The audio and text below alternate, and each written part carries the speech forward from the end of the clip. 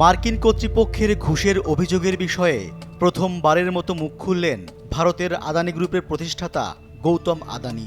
৩০ November দেশটির উত্তরাঞ্চলীয় শহর জয়পুরে এক পুরস্কার বিতরণী অনুষ্ঠানে তিনি বলেন, আদানি গ্রিন এনার্জি কোম্পানির ব্যবসায়িক আইনকানুন প্রতিপালন নিয়ে ২ সপ্তাহের কম সময় আগে যুক্তরাষ্ট্রের পক্ষ থেকে আমরা অভিযোগের মুখোমুখি হয়েছি। এবারই প্রথম এ ধরনের চ্যালেঞ্জের মুখে আমরা পড়িনি।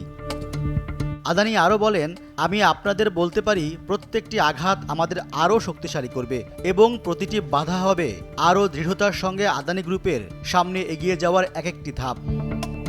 $26.৫ কোটি ঘুষকাণ্ডে যুক্তরাষ্ট্রের নিউ ইয়র্কের ফেডারেল কৌশলীরা ২০ নভেম্বর গৌতম আদানি ও তার কয়েকজন সহযোগীকে অভিযুক্ত করেন, যা মাত্র ২ বছরের মধ্যে ভারতীয় কোম্পানিটির জন্য বড় ধাক্কা হিসেবে আসে।